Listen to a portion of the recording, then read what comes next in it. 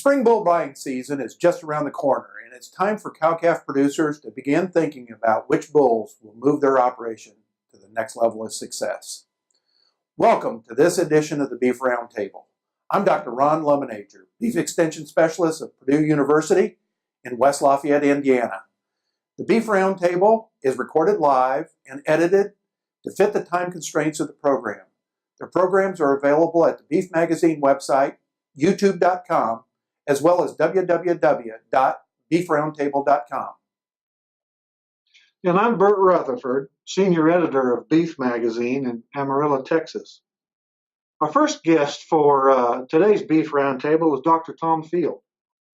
Tom is not only co-owner of Field Land and Cattle Company in Gunnison, Colorado, but he also serves as the director and chair of the Paul Engler Agribusiness Entrepreneurship Program at the University of Nebraska-Lincoln's Institute of Agriculture and Natural Resources.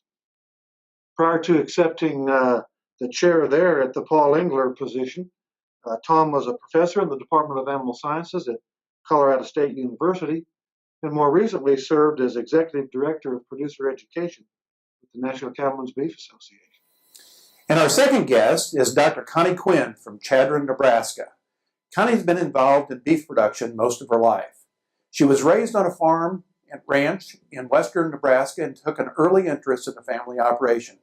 She's a full-time rancher with her husband, Reuben, and they operate a cow-calf ranch on the Pine Ridge Indian Reservation, located just across the Nebraska line in southwest South Dakota. Connie was the 2002 president, actually the 2012 president of the Beef Improvement Federation. The Quinns received the 2011 BIF, Beef Improvement Federation, Commercial Producer of the Year Award. She is a popular invited speaker for many ranch, feedlot, and veterinary and feed company meetings because of her excellent combination of practical and technical experience and her obvious passion for the beef industry. Tom and Connie, let's begin our discussion about and talk about having a plan.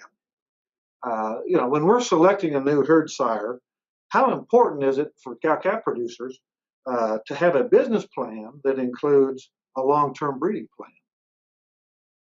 Well, I'll take a stab at that, Bert. For us, if we get caught up in a short-term approach to bull selection, we're going to make a lot of mistakes. The generation turnover in cattle is so slow that by force of nature, we have to have a long-term perspective because it takes so long for a selection decision to manifest itself in the real world on our ranch and then out in the marketplace. So the thing that we work really hard to do is we try to think about two things. We try to understand our constraints.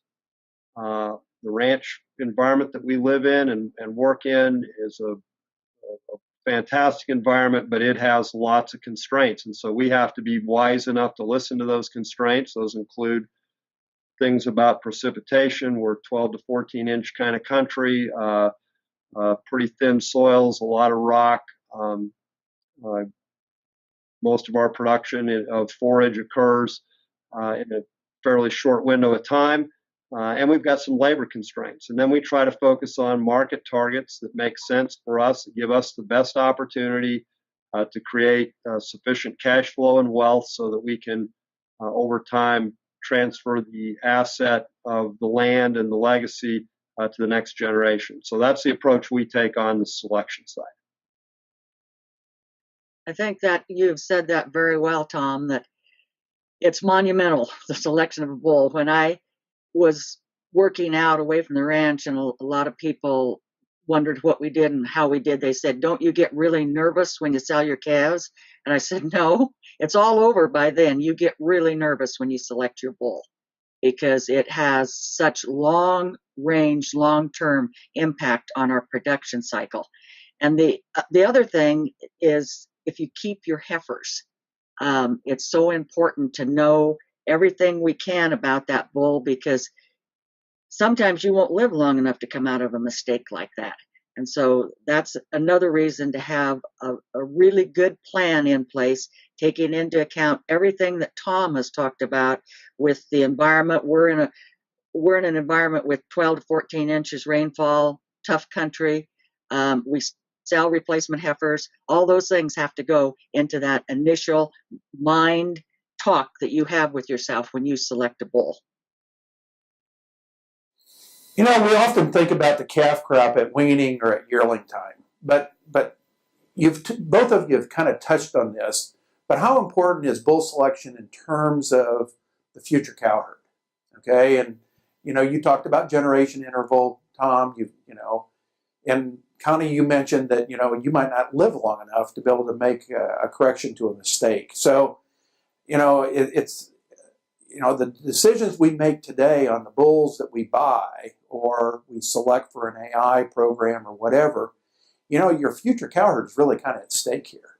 And, it could be for the next several generations that you're going to have to live with this problem. So, Well, I interrupted you. I'm sorry. But I was so anxious to say that you need to keep records of the bulls that you have. And you and I were talking prior to this and said that just under 90% of the influence in your cow herd comes from that bull. And I would encourage all producers to keep track of their bulls and the pastures they have their bulls in, so that if we do make one of those mistakes that happen, they just happen, we can trace it back fairly quickly.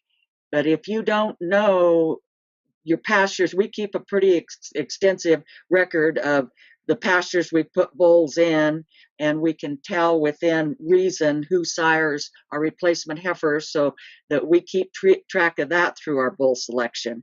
And those are things that we sometimes don't think about as much when we're in the excitement of buying a bull.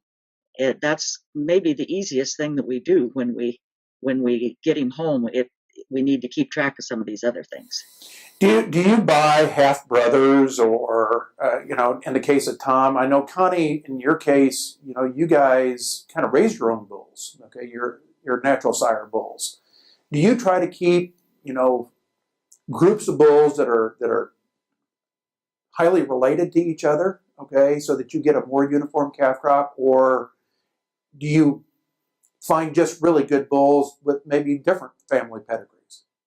I'll answer that, because the Tom Fields and the Goseys and the Matt Spanglers and the extension people, we couldn't operate our ranch without these kinds of people. And I'd encourage everybody to use your extension specialists. But I think it's more important to watch the EPDs and get them similar than it is to pay. And sometimes they're merchandised as in such a way that we might pay more for those bulls that are half sibs.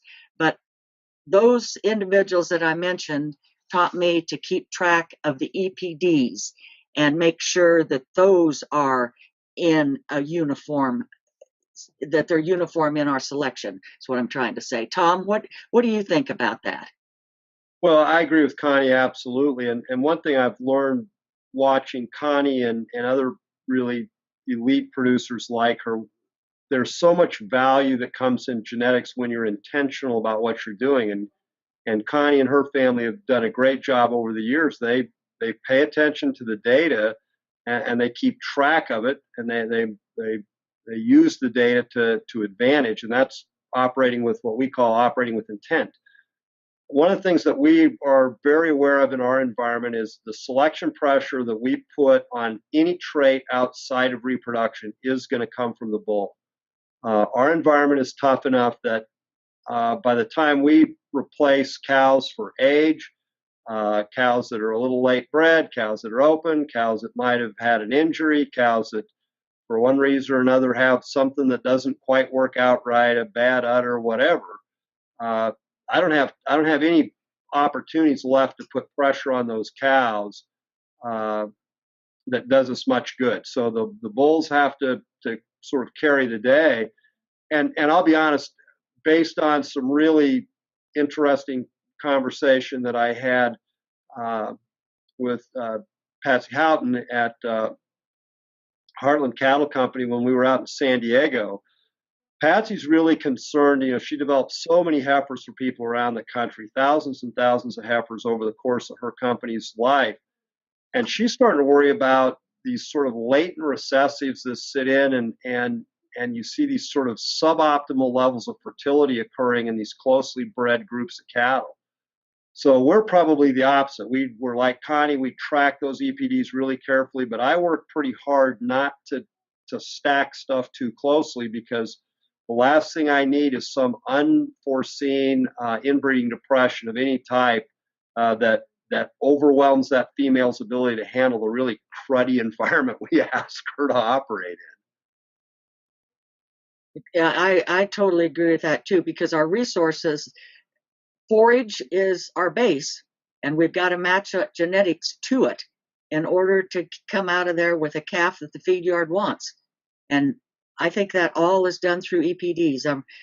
You guys have taught me well. I don't move without EPDs. Connie and Tom, both of you have referenced the production environment that you try to make a living in. And those production environments throughout the United States vary amazingly so. In soil type, topography, temperature, precipitation, length of the growing season, forage type and ability, and the list just goes on and on. The question I have is, will bulls raised and developed in one environment work well if you move them to a different environment? I'll take the practical stab at that and let Tom give us a scientific part of it.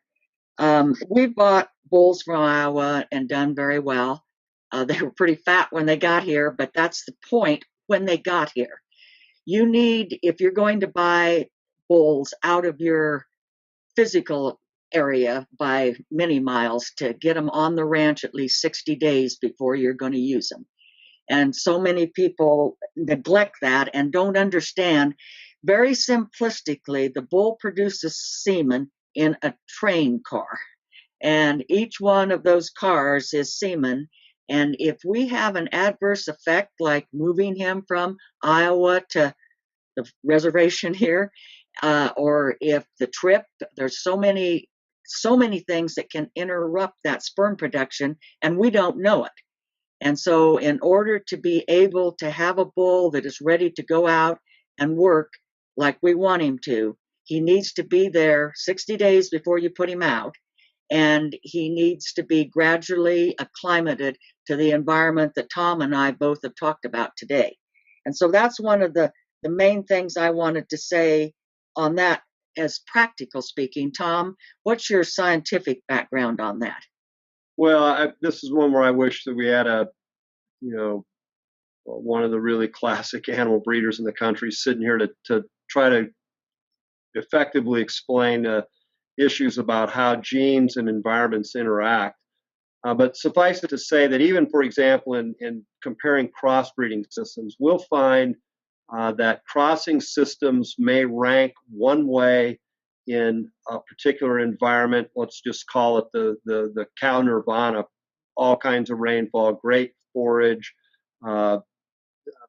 pretty soft conditions, and the rankings of which crosses work well will rank one way. Then we go to a high desert environment or a really brittle arid environment, and that ranking completely flips.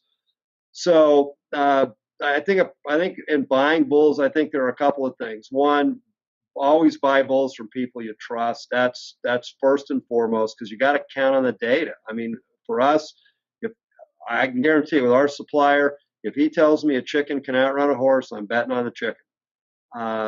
And I need that trust. The second piece is I want him to try to manage those cattle as close to us as he can.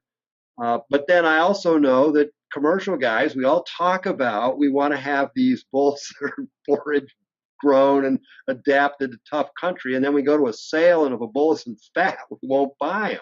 So the poor purebred guy or seed stock guy is stuck out there trying to sort out what we want and what we do, which are two different things sometimes. So we do try to keep a a comparable kind of look from a management perspective and environment. And then because we're a high country outfit, we have to deal with pulmonary artery pressure and high altitude disease. And so we have a very clear independent culling level that if a bull is over a certain pulmonary artery pressure, we just can't use them. And so we need a supplier who actually measures for that trait and who asks his cattle to perform in elevations at least somewhat comparable to ours.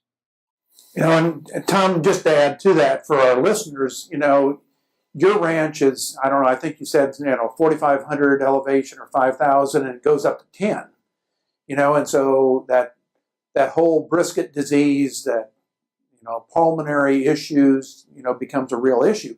Connee, in your ranch, are you as worried about, that particular problem? Do you put any selection pressure on that?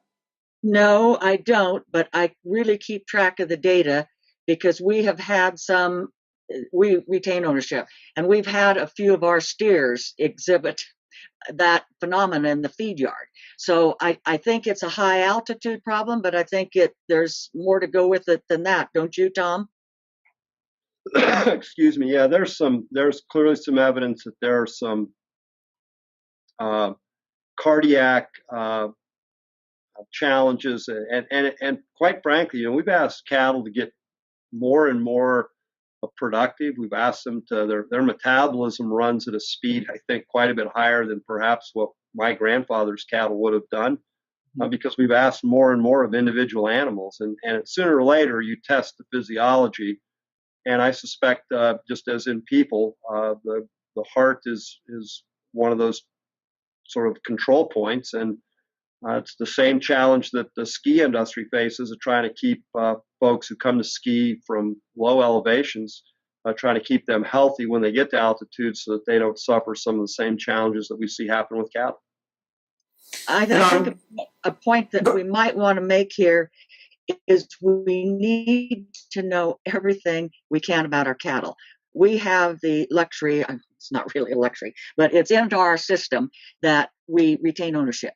But if you don't, you should follow your calves as closely as you can and talk to the feed yard and say, am I having some of these problems? It goes back to the bull. Under 90% is what he contributes to that genetic makeup.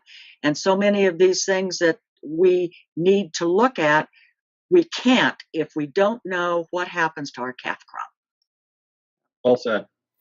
Now, let me just throw another one. We haven't talked about it, and I put it in this adaptability range or category. Buying bulls from maybe native range country, okay, and then sending them to the fescue belt, all right, where you've got endophyte infected fescue. I guess my bias is that those bulls, and I've seen some really wrecks, okay, where the bulls are not adapted to dirty fescue, if you will. Even if you're buying them 60 days ahead of, your turnout, Connee, these bulls, are typically long yearling, maybe bulls. We're expecting them to grow. We're expecting them to get cows bred. And you've just added this endophyte infection insult to this set of bulls. And, these bulls can end up, with a group of cows that are with a higher open rate than what you kind of want to have. Any comments from either one of you on, where you change environments? I'm going to say pretty drastically, and we've got the Gulf Coast states, where you've got high humidity, high moisture, and then we go to the desert country, and then we go to the high country, and then we've got, the central plains that are, goes all the way from, 10 or 12 inches of rainfall to 40 inches. And those environments are big time different. Any comments on, moving geographic locations on, buying bulls? Yeah, I guess so. What I would say is I think you have to this is where you put practicality to the test. You think about the constraints of your environment. What are the biggest stressors or pressures in your environment? For us, it's cold and it's elevation. And so we have to work thoughtfully in that. We need cattle that are born to cows that have experienced prolonged periods of cold during their productive lives, and we want cattle who are raised at elevations comparable to ours. So I think it's a practical matter. Is it a perfect way to assure success? No, because I'm sure there are differences. Even if you're buying bulls run out in the part of the country that deals with infected fescue, there are probably bulls raised in that environment that turn out to be really good, and some that turn out to not be so good. But I think it's all about managing risk, and if you can manage risk by having a high trust factor with your supplier, and then having a supplier who more or less has the same philosophy and management style as yours, I think at that stage you've begun to do probably your best work that you can do. And golly, from an AI perspective, truth is, if you're going to go use a bull AI, make sure the bull's either been tested in your environment or has been tested in enough different environments that you feel pretty comfortable that they'll work in yours. Good comments. Yeah, that was well said, and then the common sense to know where he's going, and in those areas with the fescue or the Gulf Coast, the Brahma influence, the different breed differences. It's you just said it well. It's common sense and practicality, and knowing that seed stock producer. So both of you are responsible for bull selection and buying decisions, okay? And can you describe, and you've touched on it, but can you describe kind of your philosophy on going out and either selecting an AI bull or selecting a bull for natural sire service in your individual operations? Well, I'll take a stab at that on the front end. Because we're data driven, what we do is we begin to amass the data on the bulls that are going to come from our supplier, the options. And then we begin to, for example, once we get the pulmonary artery pressure scores, we go in and we have a hard line on that. Anything above 40 is out of the game. So we just truncate those. We hit delete on all those rows of cattle that don't meet our standard, and they're gone. I don't even think about them again.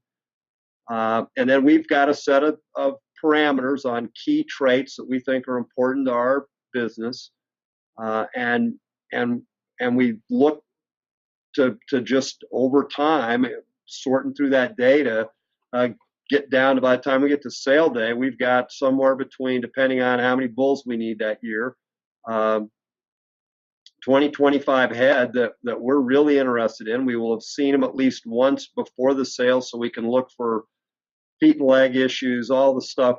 I mean, from disposition, I trust the EPDs, but I want to stand in a pen with a bull. And quite honestly, if I can't put my hand on one, I'm not sure I want him.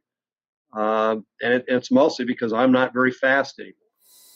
So that's that's sort of our approach, and we dig through the data. We spend a lot of time on that, and then we keep track of our sires, which pastures they go to, as Connee mentioned, and we keep a spreadsheet, and we try to watch our own internal trends against things that are going on, and then we compare our bull data back to the calving distributions coming out of different age groups of females that were bred to certain bulls, and we're just trying to watch those.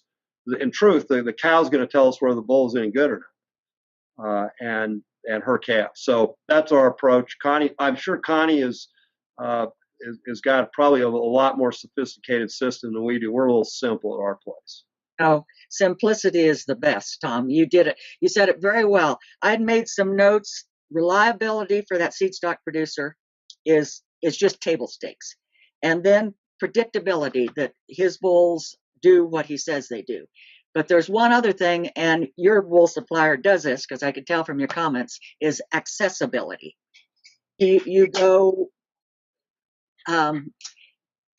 to go to the bull supplier, to his place when he's not busy, go through his bulls, go through his cows, talk about your cows.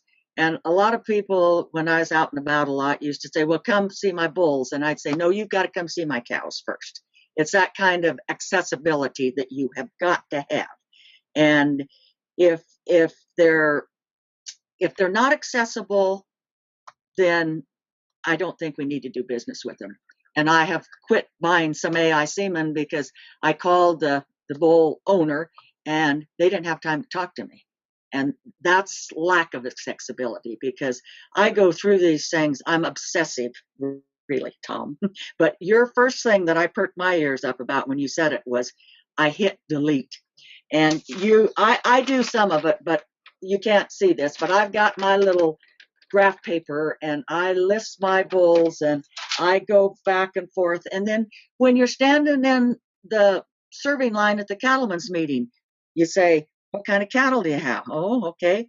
What kind of bulls do you use? Okay. Where do you get them? And that's where that accessibility comes into play. And as I told Lemonager, I like people that talk cows, and I talk them all the time. And that's where you find out a lot of good information. Absolutely right. And one last just thought in this whole realm is, Bert and Ron, is the absolute worst day for us would be not being prepared going into sale day. And so if I don't have that thing truncated down, if I make any purchases on emotion or spur of the moment thinking, I am almost always going to make a mistake, and my family will make me pay. So we go in with a very disciplined approach, and we try really hard to go into sale day knowing what we're willing to take home to the ranch, and then I'll be honest, and I'm going to try to buy the best value I can for the least amount of dollars I have to spend to get that value. Now, I'm not going to try to buy a cheap bull, but if I can, as my supplier will tell you, I will. I do have an economic limit when I walk into that barn as well. You know, I tell my beef production class, as well as producers that I interact with on an extension basis, that you really need to start your bull selection process, kind of with your supplier, obviously, okay, and have those things in mind. But then you really need to make your selection on paper first, and figure out, you know, from the EPD or scrotal circumference or whatever it might be, whatever those important traits are for you in your operation, with your goals and the market that you're trying to target. You know, make your selection based on what am I willing to live with in terms of minimums or maximums, depending on which EPD. In other words, maybe you want to put a maximum on milk. You know, maybe you want to put a minimum on weaning weight or yearling weight or scrotal circumference or whatever, but you make that keep cull decision. And Tom, it kind of goes back to your point of, you know, you enter into a bull sale and, man, you really like the phenotype of this bull, all right?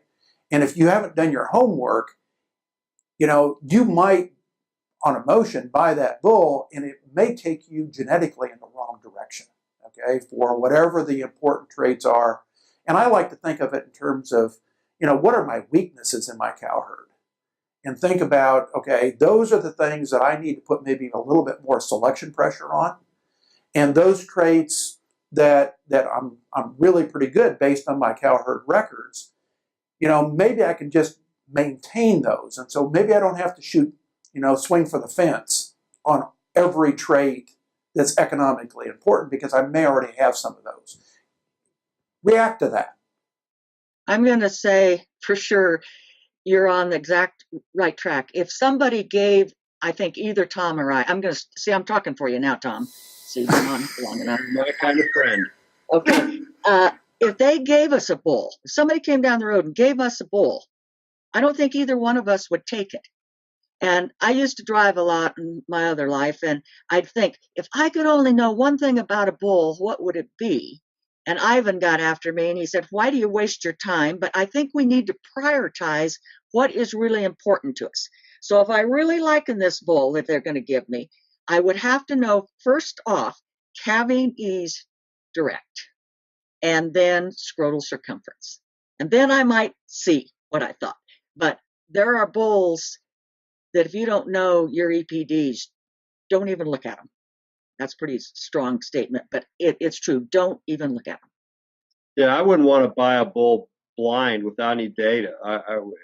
It's just you're just rolling the dice at that stage. And the other thing I think that and Connee alluded to this, and there are so many traits available with data. So just from between EPDs and indices and all the things that are there, plus then you've got raw and adjusted data and ratios and all that stuff. We wash it all out to where we deal with EPDs, and then we go in there, and if we're, for example, there'll be times where we'll actually use some terminal sires if we think that we're going to retain ownership on a set of cattle potentially, if the markets are telling us to do that. But if I know the bulls are terminal sire, let me tell you what, I could care less about milk or calving he's maternal or any of the heifer pregnancy stuff, longevity. I don't care, because that bull's progeny are all going to market.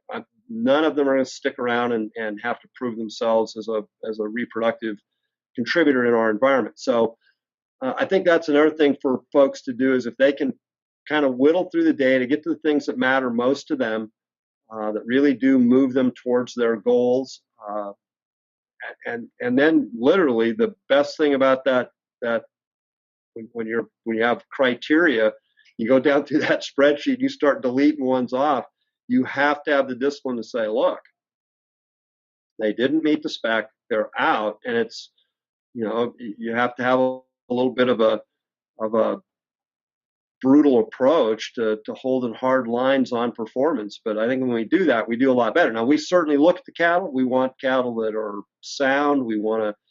I want to see that sheath. I want to make sure that both testicles appear to be normal. I want to see that bull move. I want to see how much condition they have. I want to evaluate muscle. I want to evaluate disposition and all those things. And part of it, I'm also looking to see, is there any bull in here that's got, he may be perfect on paper, perfect phenotypically, but if he's got a little bit of respiratory problem, we are not taking him to the high country because he won't handle it. So those are, so visual appraisal is not unimportant, but it's kind of the secondary piece for us as opposed to the primary piece. Totally agree with that. Tom and Connee, just a follow up there. Do you use breeding soundness exams at all in your selection? Yes. You mean semen evaluation, breeding soundness? Yeah, that's table stakes. That's all the registered breeders do it, and then as a ranch, we do it every year and pay attention to it. And that's just table stakes. It's kind of like feet and legs. If they don't have that, but we absolutely, and I would encourage everybody to do it every year. Yeah, bull has to pass a breeding soundness exam to come to our place, and then every year we test every bull. And again, it's just risk management, and it's pretty cheap risk management. Mm-hmm. Now I'm going to throw you guys a curveball, okay? So tell me what a good bull's worth. What can I afford to pay for a good bull? I'll tell you that because somebody, and I really wish I could reference it, but they said 3 to 5 times a steer calf's value. And I've pretty well kept, when I was buying bulls, I pretty well kept within that range. You've got to be so disciplined in an auction with the heat of the moment and the self-discipline that Tom was talking about. You've just got to you've got your criteria and you've got your economic criteria. You want to keep bulls that are going to work for you in a range of price that you can afford. And if you are disciplined, they are in every sale you will go to if you're disciplined. Wouldn't you agree with that, Tom? Yeah, absolutely. And it's just paying attention. So I'm just looking at our bull sheet here. There's approximately 20 bulls on our ranch today. And those would have been, and we keep a bull a little longer than some folks do, just because if they'll prove themselves at our place, we kind of want to keep them around. We've averaged about $4,000 on that set of bulls. The most I paid for one is $7,750. I probably got a little crazy on that one, but Last year's sales were just so good, and it was a bull that met everything in our list, and we needed to get him. And the least I paid is $27.50, and so Well, yeah, so we're actually we're not the basement buyer, but we're pretty thrifty in the way we go at it. We're pretty true to our Scotch Irish roots as bull buyers. Connie, you said 3 to 5 times is kind of times a feeder calf, right? Yeah. A five weight calf. yeah, I've heard you go 1.5 ahead. to 2 times the fat steer price. Okay, is another guideline that I've heard people use, and I don't know that either one of those are right, but it probably puts you kind of in the ballpark, right? Because Tom, that would be pretty close to your, $3,500, $4,000 kind of an average, and that's probably not too bad. No, he's doing good because he's on the low end of it. I looked at a $1,500 calf, which we have sold here, and that's $4,500 to $7,500, $6,000 being the average. And you look at some of these bull sales, and that's a lot of the average. And if you buy like Tom and I do, you'll get those sleepers, the $2,700 bull. You'll get those sleepers, and price does not equate to quality always, does it, Tom? That's exactly right. And if you're a 100% price-driven bull buyer, you'll make a lot of mistakes on either end of that scale. A $15,000 bull is not necessarily the solution, and so going high and going low in this game is not the approach. You got to go after the value. And again, I'm willing to pay for value, and I'm willing to pay for reputation because I know that our supplier will back those cattle up. But we have to be disciplined because we've got a business to run, and we have lots of expenses that high country environment. And so we try to be pretty thoughtful in our bull budgeting, and then we expect those bulls to really perform, because what I can't afford is for that one of those bulls to fall out of bed right off the bat. I've just wasted a bunch of money. I need them to really perform. Now, I have a question for you. You bought, or you look down there, the 25 bulls or whatever. What percent do you keep out of the pasture for emergency? Good question. What we do is we'll overstock our young cows early, and then if we have a bull so we never have a single sire pasture. That's just risk I don't want to take.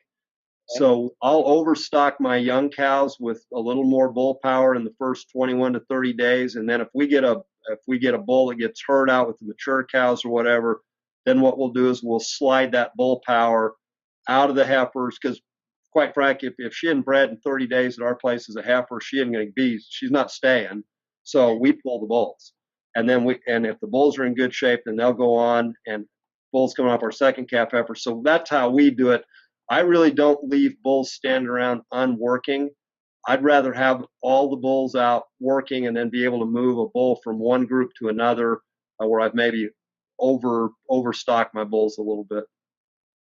If they'll stay where they're supposed to.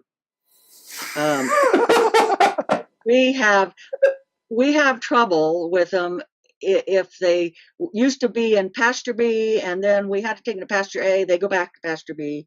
So we'll leave a couple of each breed standing. But then we raise our own bulls, and we can keep some of the marginal bulls, maybe you might call them. But I still think that might be a good idea to think about for a producer, depending on how good you are at keeping your bulls where they're supposed to be. Yeah, and with us, where everything we use is for the most part is an F1. That gives us maybe a little flexibility, but I think the worst thing that people can do is decide that you're going to cut your budget by being bull short. Oh, no. I think you got to be really careful of that, because then if you do get in a jam and you really need 2 and you've got 1, you're going to pay, and that's going to be a gift that keeps on giving for a few years. So little extra bull power around is not the worst thing in history, in my opinion. No, no. Very good. Thank you for answering that. Tom and Connie, this has been an exceptional discussion. Anything that you can think of that might be important for fellow cow-calf producers to know that we haven't talked about? Well, I have one. It is when you bring your new bull home, introduce him correctly to the rest of the bulls. And when we were buying bulls, we were raising a few bulls, and we'd have a group of yearling bulls, and we'd maybe buy 5 yearling bulls and bring them home. And what we would do is bring all of our yearling bulls up into the corral, have our new bulls there, and then somebody told me this, we would pour them with vinegar. And I've done it with vinegar, and I've done it with fly spray or lice pour or something. But we were very careful to have them then all in a unit, smelling somewhat the same, to go back to the bull pasture. And we've really had good luck doing that. I think the worst thing we can do with a new bull is to dump him in the bull pasture. And I'm sure I'm talking to producers that would never even consider doing that, but I've heard stories. So that's one last thing I'd like to leave a little bit off the wall, is how do we introduce our bulls when we bring them home? I think that's really interesting, and in truth, behavior matters, and we can learn a lot by helping cattle manage behavior differently, and that's actually an interesting strategy. I'm going to think about that a little bit, perhaps for use in our place. The only other thing I would throw out is don't have a conversation with your seed stock supplier one time a year at the sale. They're too busy, you're too distracted. That's not the time for the conversation. It's like waiting to have a relationship with your vet until you've got 3 females that need a C-section all at once. That you're too late.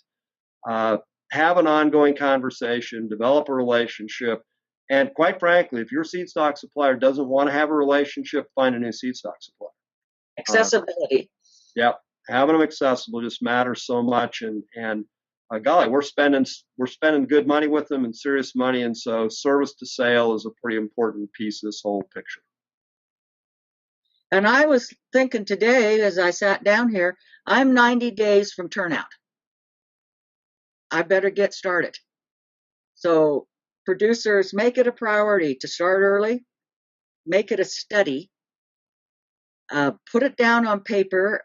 You can't flip through that bull sale catalog from the bulls you've got just circled. You need it on a spreadsheet, and then you can say, hey, I'll let that bull go because there's one coming up that's just as good. There's just study it. I'm getting in your face now, but I really depend on that. Good coaching. Listen to Connie. It always works. They never do at the dinner table in about an hour. They'll say, what? Thank you so much, both of you, for joining us today. It's been a great program. This wraps up this edition of the Beef Roundtable. Bert and I would like to thank our guests, Dr. Tom Field and Dr. Connee Quinn, for their insight into bull selection. Please join us again next month for another Beef Roundtable discussion. It's going to be a great program. Until next time, Bert and I hope you have a safe and rewarding month.